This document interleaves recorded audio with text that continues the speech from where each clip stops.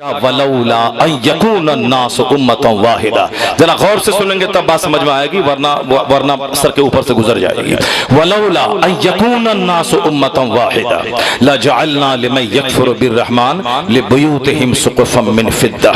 اللہ فرماتا ہے کہ اگر سارے لوگوں کے ایک ملت پر جمع ہونے کا چانس نہیں ہوتا، یعنی دنیا کے سارے لوگوں کے کافر ہونے کا چانس نہیں ہوتا، تو اپنے منکروں کو، رحمان کے منکروں کو اللہ کہتا ہے کہ ہم اپنے باغیوں کو جو اللہ کو نہیں مانتا ہے، ان دشمنوں کو اللہ کہتا ہے اتنی دولت ہم دے دیتے کہ لَجَعَلْنَا لِمَن يَكْفُرُ بِالرَّحْمَنِ، جو اللہ کا منکر ہے اس کے مکان کی چھتوں کو چاندی کی بنا دیتے، ان کے مکان کی دیواروں سیڑھیوں کو وَلِبُيُوتِهِمْ سُقُفًا مِّن فِضَّةٍ وَمَعَارِجَ عَلَيْهَا يَظْهَرُونَ، ان کے مکان کی سیڑھیاں چاندی کی بنا دیتے جس پر وہ چڑھتا، وَلِبُيُوتِهِمْ أَبْوَابًا وَسُرُرًا، اس کے گھر کے دروازے، ان کے گھر کے فرنیچر، ان کے گھر کی کھڑکیاں، ان کے گھر کے ڈورز، ان کے گھر کے ونڈوز،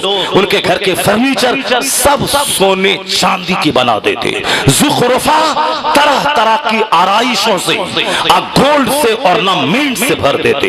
اگر ایسا کر دیتے تو دنیا کے سارے لوگ کافر ہو جاتے، دنیا کے سارے لوگ کافر ہو جاتے اگر ہم ان کافروں کو اتنی دولتیں دے دیتے، ورنہ اگر سب کے کافر ہونے کا چانس نہ ہوتا تو اتنی دولت ان کو دے دیتے جن کی تھوڑی سی دولت دیکھ کے میرا بچہ بولتا ہے نماز روزہ حج زکوٰۃ اخلاق جنت، کوئی کافر کہاں سے کہاں پہنچ گیا، اربوں میں کھیل رہا ہے، خربوں میں کھیل رہا ہے، اربوں میں کھیل رہا ہے، اور آپ نماز روزہ حج زکوٰۃ قربانی صدقہ فطر، اسی میں آپ لگے کون کہاں سے کہاں پہنچ گیا۔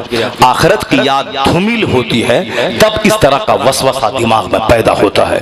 جب آخرت کی یاد سامنے رہتی ہے تو سونے کی دیوار مٹی کی دیوار دونوں ایک ہو جاتی ہے، اور واقعی دونوں ایک ہے ہی۔ مرنے والا مردہ جو قبر میں گیا اس کے لیے سونا اور مٹی دونوں برابر ہے، وہ سونے کا گھر لے کے قبر میں نہیں چلا جائے گا۔ اب دیکھیں اللہ نے کیا کہا، تم لوگ تھوڑی سی دنیا دیکھ کر کے پاگل ہو گئے، یہاں تم میں ان کافروں کو سونے کا گھر بنا دیتا، ہر کافر کو سونے کی سیڑھیاں بنا دیتا، لیکن سارے لوگ کافر ہو جاتے، اس لیے میں نے ایسا نہیں کیا۔ اور آگے اللہ کہتا ہے اگر میں ایسا کر بھی دیتا کہ سونے کا سارا گھر بنا دیتا ان کا، تو کتنے دن تک وہ اس سے فائدہ اٹھاتا، کتنے دن تک فائدہ اٹھاتا؟ چند دن۔ یہ دنیا کیا ہے؟ چند دن کی برتنے کی ایک چیز ہے، چند دن۔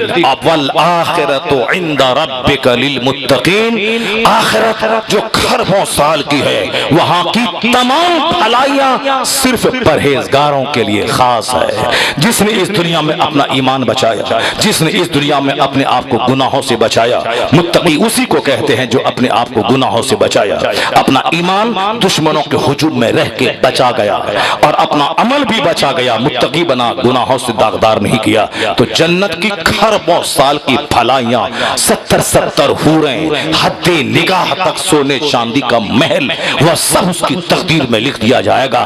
یہی ہے ہماری آئیڈینٹیٹی، اسی سے ہے میری عزت، اسی سے ہے میری پہچان، ورنہ مجھ میں اور کافر میں کیا فرق رہ جائے گا۔ آخرت ہمارے گھر سے ہٹی تو کافروں سے بدتر، یعنی ہم سے زیادہ اس کے پاس دنیا کی دولت ہے، میرے پاس دنیا بھی نہیں ہے، لیکن آخرت کی دولت میرے پاس موجود ہے۔ تو امریکہ کے جو بائیڈن سے لے کے ہندوستان کے امبانی تک، کوئی بلرام پور کا وہ مزدور جو 8 گھنٹے اینٹ ڈھو کر کے 400 روپے کما کے گھر گیا، یہ اس سے بہتر ہے امریکہ کا جو بائیڈن اس سے کہے کہ میرے گھر میں 1 کروڑ روپے کا سونے کا ایک بت ہے، ایک بار ہاتھ جوڑ کے اس کے سامنے کھڑا رہ جا، آئیے 1 کروڑ کا بت تجھ کو دے دوں گا۔ معلوم ہے بلرام پور کا اینٹ ڈھونے والا پختہ مسلمان کیا کہے گا، میں تمہاری اس پیشکش پہ تھوکتا ہوں، ساری زندگی مزدور بن کے رہنا گوارا ہے، میں ایمان کا سودا گوارا نہیں ہے، تمہاری اس پیشکش پہ میں تھوکتا ہوں۔ تو ایمان جس کے پاس مضبوط ہے، تو امریکہ کے بہت بڑے ادھوگ پتی کے خربوں کی دولت سے اس کے جھوپڑی میں وہ نعمت ہے، وہ اسلام کی دولت جو اللہ نے آپ کو دیا ہے۔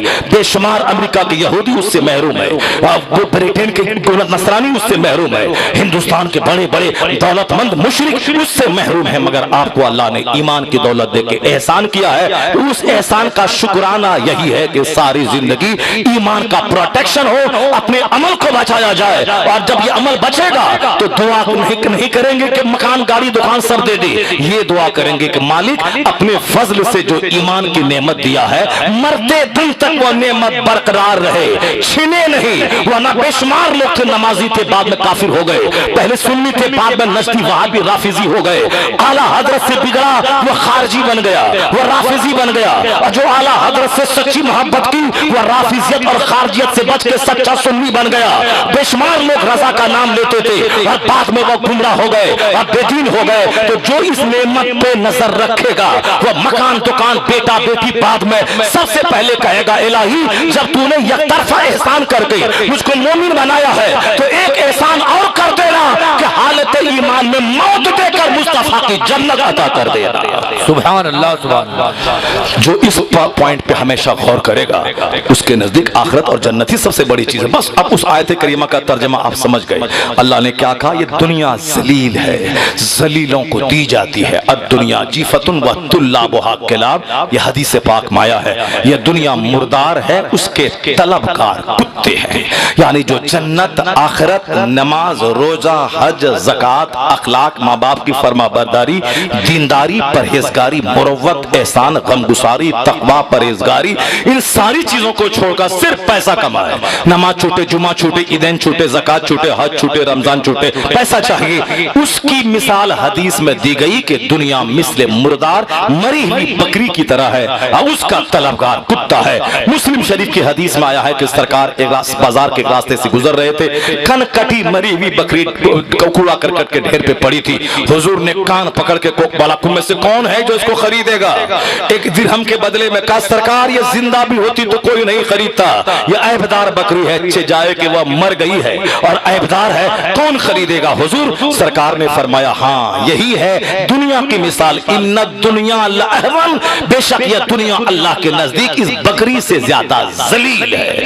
جس طرح تمہارے نزدیک یہ بکری مری ہوئی عیبدار ذلیل ہے، اس سے زیادہ ذلیل یہ دنیا اللہ کے نزدیک ہے۔ جب سے اللہ نے دنیا پیدا کی ہے نظر رحمت سے دنیا کو نہیں دیکھا ہے۔ دنیا کی ساری چیزوں پہ لعنت ہے الا عالم اور متعلم اور ذکر اللہ و والا، یعنی اللہ کا ذکر اور ذکر سے ریلیٹڈ چیزیں ہیں، عبادات، عالم اور متعلم، جو عالم ہے اور جو علم سیکھنے والا، ان چار چیزوں پہ لعنت نہیں۔ اس کے علاوہ جو دین سے دور کر دے ساری چیزوں پہ اللہ کی لعنت ہے۔ اور جب دنیا کے لوگ اسی لعنتی دنیا کی طرف پاگل ہونے لگے تو لوگ بزدل ہو گئے، اندر سے کھوکھلا ہو گئے، سب کو بیماری کا ڈر، سب کو موت کا ڈر ہے۔ اب جنت آخرت کا ڈر نہیں کہ جنت ملے گی کہ نہیں ملے گی، سب کو بیماری کا ڈر ہے۔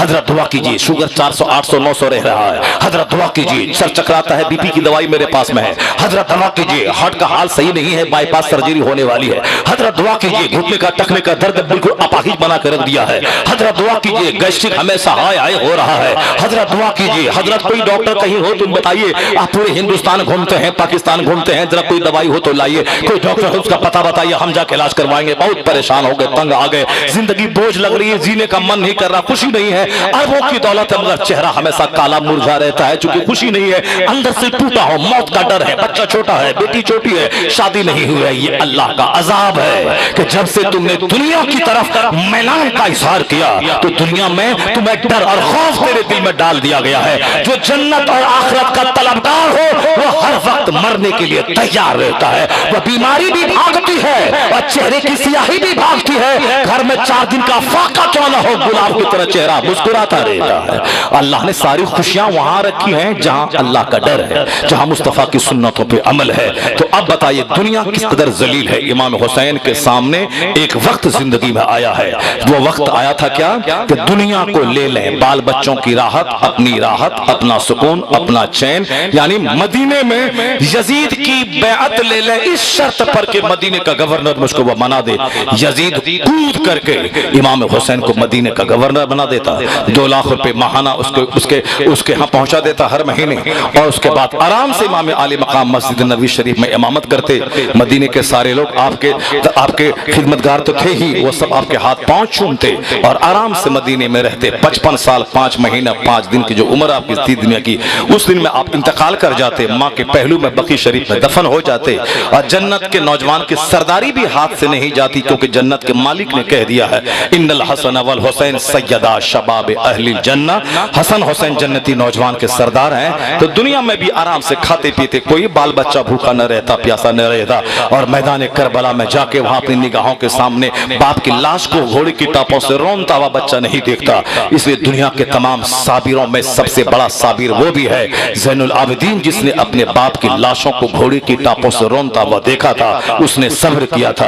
دنیا کی سب سے صابرہ خواتین میں جناب زینب تھی، جس نے اپنے جوان بھائی خاندان کے چشم و چراغ ہم شبیہ پیغمبر کی لاش کو گھوڑے کی ٹاپوں سے رونتا ہوا دیکھی تھی، مگر سر سے آنچل نہیں کھسکا، سر کے بال وہ نہیں نوچی، سینہ کو بھی نہیں کی، ماتم نہیں کیا، بلکہ صبر کی تصویر بنی رہی۔ وہ ان کے گھر کے بیمار، ان کے گھر کے بچے، جب کبھی بھی تنہائی میں بیٹھ کر اس شام کو آپ یاد کریں تو آپ بے چین ہو جائیں گے، کس قدر ظلم و ستم کیا، مگر کبھی بھی نہ ایک وقت کی نماز چھوٹی، نہ سر سے آنچل کھسکا، نہ پردہ گیا۔ یہاں تو گھر میں بچہ بیمار پڑا تو سارے پردے ختم ہو جاتے ہیں، ایک موت ہوئی تو 2-4 دن تک کے لیے سب کچھ ختم، یہاں تک کہ کفر تک لوگ بھگ جاتے ہیں۔ جب اللہ نے ہی ایسا کر دیا، ہمارے بیٹے کو نہیں مارنا تھا، ایک لوتا بیٹا گھر کا کمانے والا، اسی کو مار دیا، تو کیا ہم نماز پڑھیں، کیا روزہ رکھیں، کیا ہم پردہ کریں؟ یعنی اس قدر کہ ایک بچہ مرنے والا مر گیا، 4 دن کے بعد تو صبر ہو ہی جائے گا۔ ایسی کوئی عورت دنیا میں نہیں ہے کہ بچے کا غم ڈھوتی پھری 5 سال تک، نہیں، 5 دن کے بعد تو غم بھولنا ہی ہے، یہ قدرت کے قانون کا حصہ ہے۔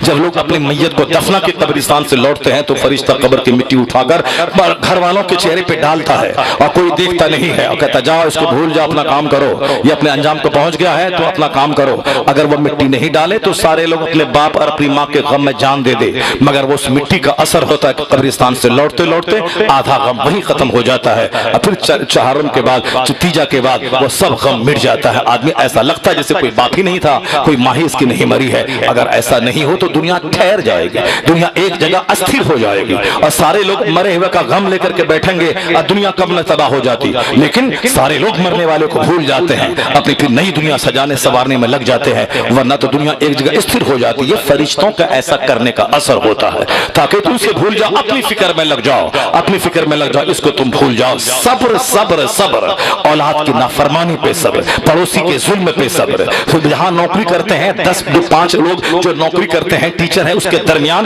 بے عزتی پہ صبر، صبر، کاروبار جہاں غیر مسلموں کے بیچ میں دکان ہے، وہ آپ کی دکان اکھاڑنا چاہتے ہیں، وہاں صبر، اور پھر صاحب سفر کرتے ہیں بس میں، وہاں صبر نہ کریں، 2-4 جوتا کھا کے ڈیلی بس سے گھر آ جائیں، اور گھر والوں کو پتہ بھی نہیں چلے گا۔ اس لیے آدمی کو صبر کرنا پڑتا ہے۔ جہاں 2-4 گنڈے ہیں، ہماری اپنی سیٹ ہے صاحب سلیپر ڈبے میں، اور وہ 2-4 گنڈے چڑھ گئے، اسکول کالج کے پڑھنے والے بدتمیز، وہ سوچتے ہیں کہ میں اسکول میں پڑھ کے بڑا احسان کر رہا ہوں ہندوستان پہ، تم بنے گا انجینئر، تم بنے گا ڈاکٹر، تم کمائے گا 1 کروڑ روپے کما کے کھائے گا، لیکن سماج کو کیا ملے گا؟ سماج کو یہ غنڈہ گردی دے گا۔ اس طرح پڑھ کے لوگ دیکھیں کہ پڑھا بے پڑھا ایسا ہوتا ہے، بے پڑھا ایسا ہوتا ہے، پڑھنے والا ایسا ہوتا ہے۔ تیرے اخلاق سے، تجھ سے جو سماج کو ایک شاندار میسج آئے، وہ ہے اصل چیز۔ تجھ سے سماج کو کچھ ملنا چاہیے کہ لگے کہ یہ آدمی کے ہاتھ سے سماج سیف ہے، اس کی زبان سے سماج محفوظ ہے، اور تم غنڈہ گردی بس میں کر رہا ہے، ٹرین میں کر رہا ہے، 5 غنڈہ چڑھا اسکول میں پڑھنے والا، اور جس کی سیٹ ہے اس کو ہاتھ کھینچ کے نکال دیا، اور اس کے اوپر 5 بیٹھ گیا، اگلے اسٹیشن پہ اتر گیا، اور وہ بولا کہ یہ میرا ریزرویشن ہے، میں 2 مہینہ پہلے ریزرویشن کروایا ہوں، یہ میرا دیکھو کنفرم سیٹ ہے، اور تم لوگ کیوں بیٹھ گیا، میں کہاں بیٹھوں گا؟ اب 2-4 تماچا اس کو مارا، لیجیے اپنا ریزرویشن ہے، اپنا کنفرمیشن ہے، اور پھر وہاں 5 گونڈے آئے، 2-4 تماچا کھا کے کھڑا ہے، اور وہ 5 گونڈے بیٹھا ہوا ہے، اگلا اسٹیشن آیا، وہ دونوں سارے گونڈے مسکراتے ہوئے نیچے اتر گئے اور چلے گئے۔ یہ گونڈے جو کل ڈاکٹر بنیں گے کیا کریں گے؟ یہ گونڈے جب کل داروغہ بنیں گے تو کیا کریں گے؟ ہونہار وروا کے ہو، چکنے چکنے پات، جو اچھا ہونے والا ہوتا ہے بچپن ہی میں اس کے آچرن سے، سوبھاؤ سے اچھائی جھلکتی ہے، اور جو کل گونڈا بننے والا ہے بچپن سے ہی گونڈا گرتی اس کے کیریکٹر سے جھلکتی ہے۔ اب ذرا غور سے سنیے، امام حسین رضی اللہ تعالیٰ عنہ مدینے میں ہے، یزید مارنا نہیں چاہتا تھا، یزید کا پہلا آپشن تھا کہ حسین مجھ کو سپورٹ کر دے، حسین مجھ کو میری بیعت کر لیں، مجھ کو مان لے کہ میں حاکم خلیفہ ہوں، بادشاہ مسلمان ہوں، مجھ کو مان لے، اب چاہے میں نماز پڑھوں وہ ٹوکے نہیں، میں جھوٹ بولوں وہ ٹوکے نہیں، میں شراب پیوں وہ ٹوکے نہیں۔ اور جب حسین نے سپورٹ کر ہی دیا ہے تو پھر اب ٹوکا ٹوکی ختم، پہلے حسین میری بیعت کر لیں۔ قتل دوسرا آپشن تھا، پہلا آپشن تھا حسین کا ہاتھ لینا، حسین का वोट लेना, हुसैन का सपोर्ट लेना। तो हुसैन भी कोई मामूली शख्स नहीं था, रुए जमीन का जांचा परखा तजर्बाकार, मशाक और मुस्तफा की निगाहे तरबियत का फैज याफ्ता कि हमने तो कुरान पढ़कर आलिमों की ज़बानी इस्लाम सुना सीखा है, और हुसैन तो हुजरे आयशा में जनाब जिब्रील को वही लाता हुआ देख के इस्लाम सीखा है।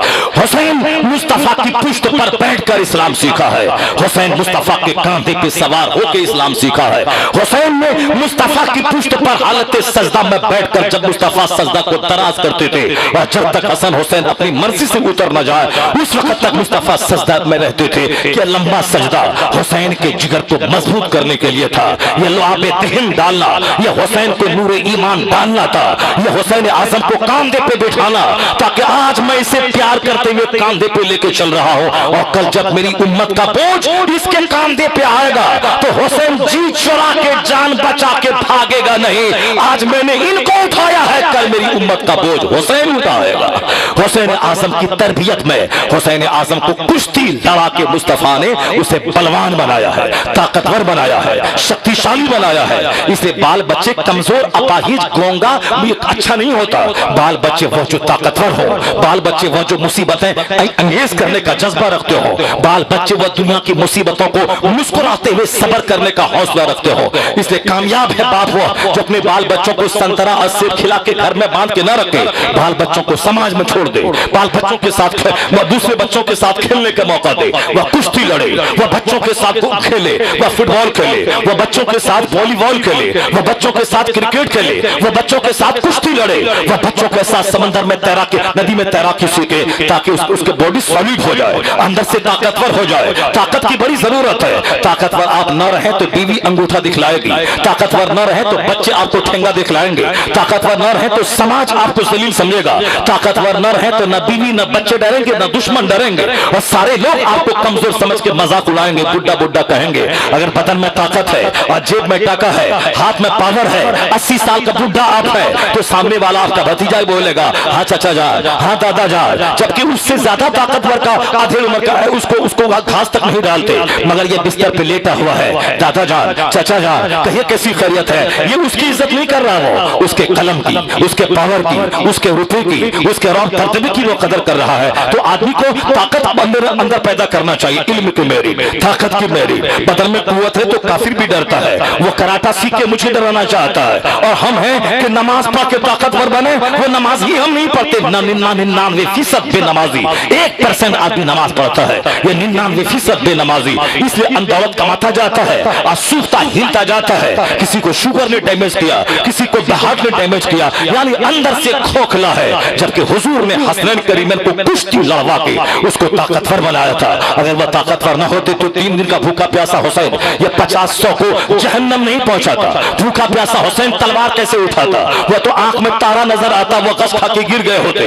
उनका बेटा भतीजा कासिम, उनका जवान अली अकबर कैसे दुश्मनों के दांत खट्टे कर देता, हजारों की सफों को उलट के उनके बीच में घुस जाता, यहाँ तक कि वह दुश्मन बुज़दिलाना तरीके जंगी इस्तेमाल करके चारों तरफ से तीरों की बारिश करके हजरत मौला अली अकबर को शहीद नहीं कर देता। अगर एक एक करके अरब के दस्तूर के मुताबिक अगर ये 22,000 आ जाते तो सबों के मौत की घाट उतारने के लिए तन्हा अली अकबर ही काफी था, जो अपने बाप हुसैन से उंगली मुंह में डालकर प्यास की शिद्दत को कम करके फिर दोबारा ताजा दम होकर के आता था। लगता था कोई जंगल का शेर है जो इन परिंदों पे टूट पड़ा है। वो अली अकबर थे जो कि शेर खुदा का पोता था। वो अकेला अली अकबर सबको मौत की घाट उतार देता, लेकिन उन्हें शहीद भी होना था, आला दर्जे को पहुंचना था और बहादुरी का जौहर भी दिखाना था। ऐसा नहीं कि गर्दन सुपुर्द कर दिया आके मेरी गर्दन काट दे, नहीं नहीं, बल्कि उससे लड़ा, जब तक बदन में ताकत हुई लड़ा, दुश्मनों के दांत खट्टे किए, फिर उसके बाद शहादत का मकाम हासिल करना था, अल्लाह को शहादत देना था खुद खुदा को शहादत का मर्तबा, वरना खुदा ना करता हिफाजत हुसैन की, अल्लाह दूसरों की हिफाजत करता है, हुसैन की हिफाजत नहीं करता। एक अज़धा सांप आता 22,000 की फौज को डंक मार के चला जाता, लेकिन ऐसा नहीं करना था। हुजूर ने दुआ नहीं की, क्योंकि हुजूर को अपने बेटे की शहादत पे फख्र करना है। अल्लाह रब्बुल इज्जत ने सांप भेजकर जिसकी ताकत फौज से ज्यादा होती है, थल सेना का अध्यक्ष वह होगा जो तमाम सेना से ज्यादा ताकत रखेगा, वायु सेना का अध्यक्ष वह बनेगा जो तमाम सैनिकों से ज्यादा ताकत रखेगा, जिसके पास इल्म भी होगा, जिसकी जबान भी ताकतवर होगी, जिसकी आवाज भी कड़ी होगी, जो اپنی فوج کو للکارے گا تو بزدل میں جوانی کی کھلبلاہٹ پیدا ہو جائے گی. تو سردار وہ ہوتا ہے جس کے منہ میں زبان ہو, سردار وہ ہوتا ہے جو سب سے زیادہ گنر ہو, سردار وہ ہوتا ہے جو سب سے زیادہ دشمنوں کے بیچ میں گھس کر جان دینے کا جذبہ رکھتا ہو. وہ سردار ہوتا ہے. وہ سردار اسی میں بیٹھ کے وہ یہاں سے اندھیرے میں تیر نہیں چلاتا ہے. سردار بزدل اور کاہل نہیں بنتا ہے. تو اولے ہی لوگ بنا دیں الگ بات ہے, مگر سردار وہ ہوتا ہے جو اپنے ماتحتوں سے سب سے زیادہ طاقتور, سب سے زیادہ علم فضل والا, سب سے زیادہ قربانی کا جذبہ پیش کرنے والا ہوتا ہے. اگر حسین اگر جنت میں چلے جاتے قیامت کے دن تو حسین لوگ کم سے کم دماغ میں بات تو آتی کہ نہ جنگ لڑی, نہ زخمی ہوئے, نہ بال بچے کٹے, نہ مصیبتوں کا سامنا کیا, آرام سے مدینہ میں کھائے پیے اور مر گئے, جنتی نوجوان کے سردار ہو گئے. حضور نے کہا ہے ہم نے تو بلائنڈلی آنکھ بند کر کے مان ہی لیا, مگر دماغ میں تو بات پیدا ہوگی کہ حضور نے اپنے بیٹے کو سردار بنا دیا. اور سرداری کا کوئی نمونہ تو دیکھنے کو نہیں ملا, لیکن جو کچھ کربلا میں حسین نے کر کے دکھلا دیا, کل میدان قیامت میں جب خون میں لت پت جب یہ میدان محشر میں آئے گا تو اور ان کا صبر, ان کا بھوک پہ صبر, پیاس پہ صبر, بال بچوں کی لاش پہ صبر, مستورات پہ آنے والی مصیبتوں پہ صبر, دنیا کی ساری مصیبتیں میدان کربلا میں جمع ہو گئی ہے. وہاں بڑا رستم ہوتا تو سینہ پانی ہو جاتا, 22,000 کی تلواروں کے بیچ میں حق بولتے رہنا, اپنا اصول بچا کے چلا جانا اور سارا کنبا لٹا کے اسلام شریعت اور آئیڈیالوجی کو بچا کے جانا. قیامت میں آواز آئے گی حسین سرداری مبارک ہو, سرداری مبارک ہو, سردار ہو تو حسین جیسا. نانا نے سردار کہا, نواسا نے سرداری کا حق ادا کر کے دنیا کو بتا دیا. نعرہ تکبیر, نعرہ رسالت. شہید اعظم کانفرنس حضرت علامہ مفتی شیخ یزید جیسا نااہل پیسے کے بل پہ حسین کو جھکانا چاہتا تھا کہ حسین کہیں پیسہ لے کر کے وہ مجھ کو سپورٹ کر دے, مگر حسین اعظم کو معلوم تھا نہیں, یزید کو سپورٹ کرنے کا مطلب مسجدیں ویران ہو جائیں گی, یزید کو سپورٹ کرنے کا مطلب ماں بہن عورتوں سے نکاح عام ہو جائے گا, یزید کو سپورٹ کرنے کا مطلب ظلم اتیاچار اہنکار عام ہو جائے گا, یزید کو سپورٹ کرنے کا مطلب خلافت راشدہ کا تقدس پامال ہو جائے گا, یزید کو سپورٹ کرنے کا مطلب شریعت اور سنت زخمی ہو جائے گی. اس لیے کچھ بھی ہو جائے نہیں ہونے دیں گے, نہیں دیں گے. ہاں ان کے پاس طاقت ہے, سلطنت ہے, وہ مجھے میری گردن کاٹ دے, میرے بال بچوں کو مار دے, مگر میں اس ظالم کا سپورٹ نہیں کروں گا.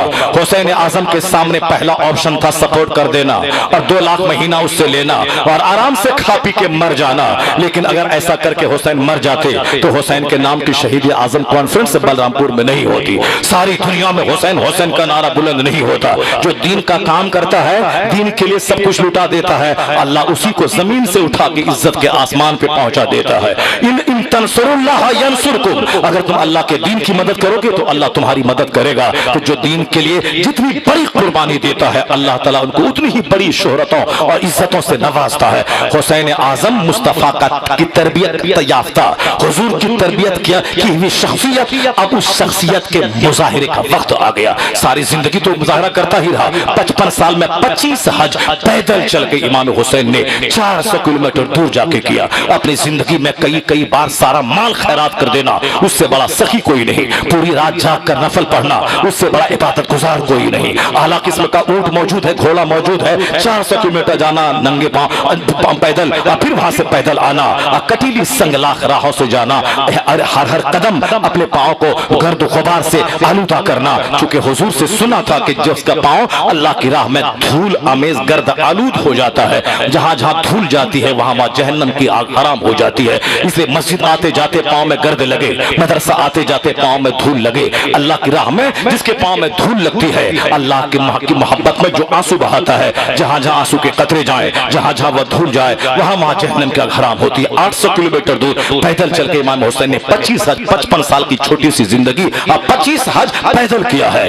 حسین سے بڑا نیکوکار, ان سے بڑا پرہیزگار, ان سے بڑا متقی, ان سے بڑا نیکی کا حریص کون ہو سکتا ہے. ساری زندگی نیکیوں سے عبارت. اب زندگی کی آخری گھڑی میں ایک آزمائش اور ٹرائل کی گھڑی آ گئی. اب حسین کی آزمائش ہے, یا تو دنیا لے لے اور یزید کا سکہ لے لے, آرام سے رہ کے مر جا, یا پھر اپنی ساری زندگی کو مصیبتوں کی جوخم میں ڈال دے, अपने बाल बच्चों को कटीली संगलाख और भूख और प्यास और कत्ल की राह पे लगा दे, मगर शरीयत को दागदार नहीं होने दे। हुसैन ने वहां बता दिया कि जिसमें उस नाना का नवासा हो, जिस नाना के चूल्हे में 2-2 महीने तक आग नहीं सुलगती थी, जिस नाना के घर में 2-2 महीने तक रोटी और सालन तैयार नहीं होता, जिसके घर नाना के घर में पानी और खजूर पे वहां के घर के लोग गुजर बसर करते थे। हुसैन की माँ फातिमा 3 दिन से रोजे से है, यहूदी के यहाँ से आटा कर्ज ला करके रोटी तैयार हुई है, जो कर्ज लाकर रोटी तैयार हुई है, और फिर सामने यतीम कैदी मिस्किन आ गए, 3 दिन रोटियां उठा के दे दी गई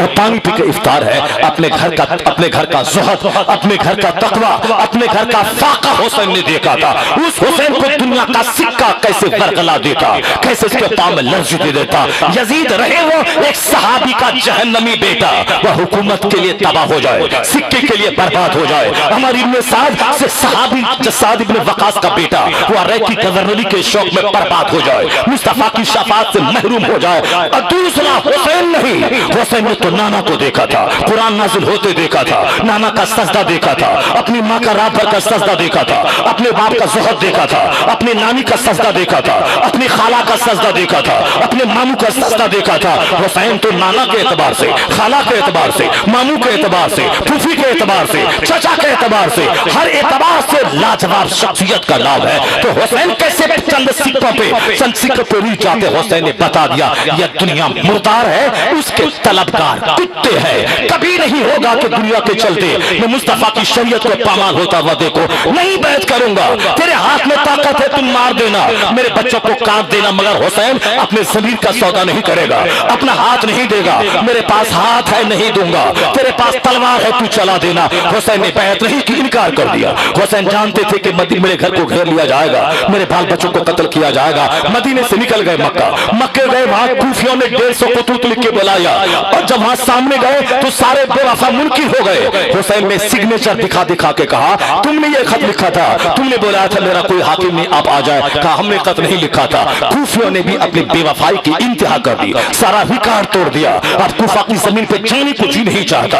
वो कूफा जहां के कूफी लायूफी मुस्लिम बिन अकील को जहां के लोगों ने शहीद कर दिया हो, जिस कूफियों ने हजरत मुस्लिम बिन अकील के दोनों शहजादों को ज़ब्ह कर दिया हो, वह कूफी लायूफी वहां की जमीन से आज भी बेवफाई की महक आती है, उस जमीन पे रहने को जी नहीं करता है। वह कूफी जहां के यहाँ के लायूफी लोगों ने इमाम हुसैन के चचाजाद भाई मुस्लिम बिन अकील को ज़ब्ह किया और हुसैन आजम के खिलाफ उनको बोला करके उनके खिलाफ हो गए, मुनकिर हो गए, इनकार कर गए कि हमने खत नहीं लिखा था, जबकि 150 से ज्यादा खुतूत उन्हीं खबीसों मर्दूदों ने लिखा था। मगर जब इमाम चले गए, वो यजीदों की तलवार को देख करके उसके हम ख्याल हो गए, हुसैन आजम को तन्हा छोड़ दिया। इसी तरह का साथ, इसी तरह का वाकया हुसैन आजम के बाप के साथ भी हुआ था। उनके बाप को भी चंद लोगों ने दगा दिया था। वो खारजों का एक ग्रुप था जिन्होंने मौला अली के कत्ल का बीड़ा उठाया और मौला अली को शहीद कर दिया। और फिर हुसैन आजम को उनकी मोहब्बत का दावा करने वाले शियाओं ने भी उनको बुलाया और ऐन मौके पे तन्हा छोड़ करके सारे लोग अलग हो गए। मगर हुसैन ने उस वक्त आंख में आंसू नहीं लाया, बुज़दिली का मुजाहरा नहीं किया। ठीक है, तुमने नहीं बुलाया है, मुझको मदीना वापस जाने दो, तुमने नहीं बुलाया है, मुझको यजीद के पास लेके चलो, वहां मैं उनसे सीधी बात करके मैं इस मसले का हल कर लूंगा। अगर वहां भी नहीं जाने देता, इस सरहद इस्लाम पे जाने दे, ताकि वहां इस्लाम की खिदमत करता रहो और अपने जान जाने आफरी के हवाले कर दो। कहा नहीं, या तो बैत कीजिए या कत्ल के लिए तैयार होइए। हुसैन आजम ने कहा क्या चाहता है कि चारों तरफ से घेर करके हुसैन से बैत ले ले, ये मुस्तफा के बेटे से ऐसा नहीं होगा। अब मैंने अपनी हुज्जत तमाम कर दी, अब तुमको जो करना है कर ले। जंग सिर्फ इसी बात की थी कि हुसैन अपना हाथ देना नहीं चाहता था, और जंग इसी बात की थी, यजीद सारी ताकत इस्तेमाल करके हुसैन का हाथ लेना चाहता था। तो अब देखें हारता कौन है, अब देखें जीतता कौन है। यजीद में 82 अफराद के मुकाबले में 4000 की फौज काफी थी, 1000 काफी थे, 100 आदमी ही काफी थे। यह दमिश्क और शाम के बड़े बड़े सोरमा को जमा किया। यह 22,000 की फौज 7 दिन के अंदर में मैदान करबला में इकट्ठी हो गई। कहा कितने लोग हैं? 82 अफराद है। 82 अफराद में औरतें भी हैं, छोटे छोटे बच्चे भी हैं, उसमें बीमार भी हैं। या इन बीमारों, इन बच्चे वालों, इन औरतों के काफिले के लिए 22,000 की फौज का क्या मतलब था? यह सिर्फ डराना چاہتا تھا، دہشت دلانا چاہتا تھا کہ حسین 22,000 کی تلوار دیکھ کے ڈر جائیں اور یزید کو سپورٹ کر دیں، حمایت کر دیں کہ ہاں ہم نے یزید کی بیعت کر لیا. ہر جگہ پہ خوشی کا ایک ہنگامہ مچ گیا ہوتا اور عبید اللہ ابن زیاد یزید سے بھاری تحفہ وصول کرتا. عمر ابن سعد رے کی گورنری کا پروانہ لے کے ایران چلا جاتا. یزید خوش ہو جاتا کہ جس کو میں اپنی حکومت کے لیے سب سے بڑا خطرہ سمجھتا تھا اس نے مجھ کو سپورٹ کر دیا. اب میں نماز پڑھو نہ پڑھو کوئی نہیں بولے گا، اذان ہو نہ ہو کوئی نہیں بولے گا. اب میں چاہے دولت کا استعمال اپنے عیش اور شراب پہ کروں کوئی ٹوکنے والا نہیں رہے گا.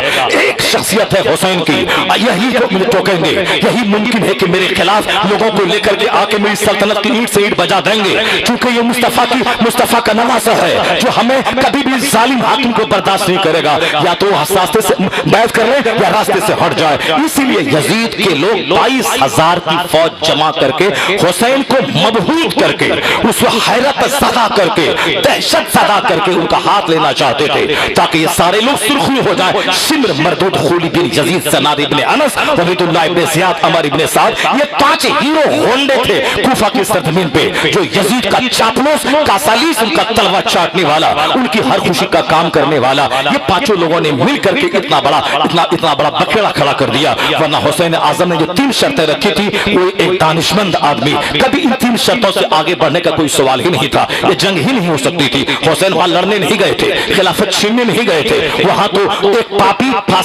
فاسق اور پلید سے مصطفیٰ کی امت کو رہائی دلانے کے لیے ان کی آواز پہ لبیک کہتا ہوا گئے تھے. ان لوگوں نے بلایا تھا تاکہ قیامت کے دن کوئی یہ نہ بولے کہ حسین جان بچا کے مکے میں رہ گئے اور ہم ایک ظالم کے ہاتھوں پستے رہے. وہ آ سکتے تھے، اس کے اندر صلاحیت تھی، مجھ کو بچا سکتے تھے، مگر وہ اپنی جان اپنے بال بچوں کی جان بچا کے رہ گئے. ایک بات قیامت کے دن آ سکتی تھی. حسین اعظم نے حجت تمام کرنے کے لیے وہاں گئے. اب وہاں گھیر کر کے کہا یا تو بیعت کیجئے یا کٹنے مرنے کو تیار ہو جائیے. دوسرا رستم بھی ہوتا تو اس رستم کا سینہ ہل گیا ہوتا، وہ آنکھوں میں آنسو کے قطرے آ جاتے. بال بچوں کا انجام دیکھ کے وہ گھریا کے کہتا ٹھیک ہے چلو ہم نے بیعت کر لیا. اور پھر جب وہاں سے نکل کر کے مدینہ آتے 50,000 کی ٹیم تیار کر کے یزید پر دھاوا بول دیتے. یہ تقیہ بازی ہو جاتی، یہ بزدلی کا مظاہرہ ہوتا. میں حسین اعظم کو نانا نے تیار کیا تھا کہ قیامت تک کے لیے ماڈل بنے، قیامت تک کے لیے آئیڈیل بنے، قیامت تک کے لیے حق کی ترتیب بن جائے، قیامت تک کے لیے اسلام کے مانگ میں ایک زبردست سندور پا جائے تاکہ اس کی لالی کبھی ختم نہ ہونے پائے. لوگ کتاب سے، لوگ قلم سے اسلام کی تاریخ لکھتے ہیں، حسین اپنے خون سے اسلام کی تاریخ لکھے. اس سے مصطفیٰ نے کبھی بچانے کی دعا نہیں کی، جبکہ بچپنے میں شہادت کی خبر مشہور ہو گئی تھی. مصطفیٰ نے جب بھی دعا کی ہے صبر کی دعا کی ہے، استقامت کی دعا کی ہے. حسین کا پاؤں نہ لڑکھڑائے، ان کا دل نہ گھبرائے، وہ ایک انچ بھی بیک فوٹ پہ نہ چلے جائے، وہ پیچھے مڑ نہ جائے، بزدلی نہ آ جائے. ماں بھی یہی دعا کر رہی ہے، باپ بھی یہی دعا کر رہے ہیں، نانا بھی یہی دعا کر رہے ہیں. تو امتحان میں کامیاب ہونا بزدلوں کا کام نہیں ہے. وہ تو کروڑوں میں کسی کے حصے میں ایسا آتا ہے. جو لوگ کہتے ہیں نانا نواسے کو نہ بچا سکے وہ دوسروں کو کیا بچا پائیں گے. ظالم بدتمیز بے حیا نانا بچانا ہی کب چاہا ہے. نانا بچانا نہیں چاہتے تھے، نانا چاہتے تھے جب مقدر میں شہادت لکھی ہے تو اب شہادت شان سے ہو جائے. میرا حسین بزدل کی طرح بھاگے نہیں، ان کے پاؤں میں لرزش پیدا نہ ہو. تو حسین کی صبر کی دعا مصطفیٰ کر رہے تھے اور جو دعا کر رہے تھے دعا کامیاب ہوئی. اس طرح کامیاب ہوئی کہ 22,000 کی تلوار چلتی رہی تاکہ حسین چھٹ جائے، جوان گرتے رہے تاکہ حسین چھٹ جائے. مگر واہر حسین کی عظیمت، لاش اٹھاتے گئے حوصلہ بڑھتا چلا گیا. جوان علی اکبر کی لاش اٹھایا، حوصلہ بڑھا. دودھ پیتا علی اصغر ہاتھ میں دم توڑ گیا، حوصلہ بڑھتا گیا. کوئی دوسرا پاپ ہوتا تو اس وقت بھی مان گیا ہوتا. کہا نہیں، لاشیں گرتی گئی، حسین آگے بڑھتے گئے، حوصلہ بلند ہوتا رہا. یہاں تک کہ بزدل کی طرح نہیں، شیر کی طرح ہزاروں زخم، 72 زخم نیزوں تلواروں پہ کھا کر جب نڈھال ہو کے زمین پہ گر گئے اپنا سر سجدے میں رکھا، اللہ کی تسبیح بیان کرتا ہوا جان آفری کے حوالے کر دیا. ذرہ ذرہ پکار اٹھا. یزید ساری طاقت کا استعمال کر کے حسین کا ہاتھ لینے میں ناکام ہو گیا اور ساری مصیبتیں اٹھا کر حسین اپنا ہاتھ بچانے میں کامیاب ہو گیا، یزید ہار گیا، حسین جیت گیا۔ نعرہ تکبیر، زمانے والے کہ زندہ ہے محمد کے زمانے والے مٹ گئے، اعظم کانفرنس، آخر شبیر تیرا نام مٹانے والے۔ حسین اعظم نے دنیا کو پاؤں کے نیچے روند دیا، آج ساری دنیا ان کے پاؤں پہ آ گئی ہے، لوگ کروڑ کروڑ روپے کا لنگر لٹا رہے ہیں، حسین اعظم کے نام پہ اپنے بیٹوں کا نام رکھ رہے ہیں، حسین اعظم کے نام پہ حسینی منزل رکھ رہے ہیں، حسین اعظم کے نام پہ مدرسہ حسینیہ حسینی مسجد رکھ رہے ہیں۔ آج حسین زندہ ہے، یزید نہیں۔ حسین کی قبر پہ کروڑوں کی حاضری ہو رہی ہے، یزید کی قبر کا کہیں نام و نشان نہیں ہے، جبکہ حسین کی شہادت کے بعد 3 سال تک یزید بھیڑیے کی سلطنت رہی تھی، وہ چاہتا تو مزید دشمنی میں حسین کی قبر کو اکھیڑ کے پھینک دیتا، مگر نہیں، اس کی ہمت اس مجال نہیں تھی، وہ تو مسجد نبوی میں 3 دن تک اذان بند کروا دی۔ یہ تو ہو گیا، خانہ کعبہ کے خلاف کو چلا دیا، یہ تو اس ظالم سے ہو گیا۔ امام حضرت اسماعیل علیہ السلام کی جگہ جو دمبا جنت سے آیا تھا، اس کی جو سنگ خانہ کعبہ کے اندر تھی، اسی ظالم کے جلانے، ان کے فوجیوں کے جلانے کی وجہ سے وہ سنگ بھی جنتی دمبے کی سنگ بھی جل کر راکھ ہو گئی۔ اسی موقع سے اس سارا ستم کیا، مگر حسین اعظم کے 72 رفقا، ان 72 شہداء جو تھے، ان کی قبریں سلامت رہی۔ آج بھی عباس علم بردار کے روزے میں کئی من سونا لگا ہے، دوریر ابن حزیر کا روزہ، حضرت مسلم بن اوسجا کا روزہ، حضرت زہیر کا روزہ، اور حضرت عباس علم بردار قاسم، حضرت علی اکبر، علی اصغر، محمد و ابراہیم اور محمد کا روزہ، یہ 72 شہداء کی مزارات چمک رہے ہیں، کروڑوں کی حاضری فاتحہ ہو رہی ہے، اور آج کروڑوں نام حسین اور حسین کے رفقا کے نام پہ رکھے جا رہے تاکہ دنیا جان لے کہ جو حق کی خاطر مٹ جاتا ہے، اللہ اسے مٹنے نہیں دیتا، اسے کربلا سے اٹھا کے شہرت کے آسمان پہ پہنچا دیتا ہے۔ پہلے مٹ کے تو دیکھو کہ مٹنے کا مزہ کیا ہوتا ہے، دنیا کی محبت نکال کے تو دیکھو کہ دنیا کی محبت کے پھینکنے کا مزہ کیا ہوتا ہے، کڑاکے کی سردی میں نماز پڑھ کے تو دیکھیں کہ سردی میں وضو کرنے کا مزہ کیا ہوتا ہے، اپنی نگاہوں کی حفاظت کر کے تو دیکھیں کس طرح سینے میں نور ایمان پیدا ہوتا ہے، حرام چھوڑ کے تو دیکھیں کس طرح اللہ تعالیٰ دنیا میں بے نیازی کی نعمت سے نوازتا ہے۔ پہلے ہمت ہونی چاہیے، جگر ہونی چاہیے، گردہ ہونی چاہیے، پہلے ہی جو لڑ کھڑا جائے اور حرام اور گناہ ایک اجنبی لڑکی کے سامنے پھسل جائے، ان کے سارے کام الٹ پلٹ ہوں گے۔ حسین کا نام ہے، حق کو حق کہہ دیا تو مرتے دم تک حقیقی کہتا رہا۔ سماج کے جو لوگ صبح ادھر، شام ادھر، رات ادھر، دن ادھر، اس کا بھی منہ چومنا، اس کا بھی منہ چومنا، ان کو حسین کا نام نہیں لینا چاہیے۔ جن کے پاس نہ آئیڈیولوجی ہے، جن کے پاس نہ کوئی اصول ہے، نہ کوئی ضابطہ ہے، حسین کی قبر سے آج بھی آواز آ رہی ہے، باطل سے دب کے جینا ہے توہین زندگی، یہ اعلان کر رہی ہے آج بھی تربت حسین کی، باطل سے دب کے نہیں رہنا ہے۔ جب ایسا وقت آ جائے ہندوستان میں، چند درندے، چند بھیڑیے بولے کہ آزاد نہیں ہوگی، داڑھی داڑھی نوچ دوں گا، ٹوپی پھینک دوں گا، اس وقت میں گیدڑوں کی طرح زندگی کی بھیک نہیں مانگنا ہے، سچا حسینی بن کر یہ کہہ دینا ہے کہ 1000 سال کی گیدڑوں کی زندگی سے ایک دن شیر کی زندگی بہتر ہے۔ اس لیے حق کے خلاف جو طاقت ہو، اس باطل کے خلاف ٹکر جانا ہے، کہنا ہے رہیں گے مسجد کے ساتھ، رہیں گے داڑھی ٹوپی کے ساتھ، رہیں گے حج و زکات کے ساتھ، رہیں گے اسلامی تشخص کے ساتھ، نہیں تو رہنے کا مزہ ہی کیا ہے، جہنم دے دیں گے، اور اکیلے نہیں جائیں گے، 2 4 10 کو جہنم میں پہنچا کے تب جنت میں مصطفیٰ کے پاس جائے گا۔ تو جنت میں جانے کے لیے طاقت تو چاہیے، جنت میں جانے کے لیے ہمت تو چاہیے، جنت میں جانے کے لیے حوصلہ تو چاہیے۔ جس کے پاس سینٹیمنٹ نہیں، حوصلہ نہیں، جس کے پاس کوئی ایمبیشن نہیں، جس کے پاس کوئی گول نہیں، جس کے پاس کوئی ایم آف لائف نہیں، وہ کیا کام کر سکے گا؟ کام کرنے سے پہلے یہاں ایک ڈیسیزن لینا پڑے گا، دل چاہیے، جگر چاہیے، دماغ چاہیے، برین چاہیے، اس کے پاس مضبوط گھرتا اور جگر چاہیے۔ وہ جگر سیب سنترا سے نہیں پیدا ہوتا، نیک لوگوں کی صحبتوں سے پیدا ہوتا ہے، قرآن پاک کی تلاوت سے پیدا ہوتا ہے، مصطفیٰ جان رحمت کی ہدایات کو پڑھنے سے پیدا ہوتا ہے، اور بزرگوں کی صحبتوں میں بیٹھ کر دین سیکھنے سے پیدا ہوتا ہے۔ اللہ تبارک و تعالی ہم کو اور آپ کو سبھوں کو امام حسین کے صدقے بہادری کی زندگی عطا فرمائے۔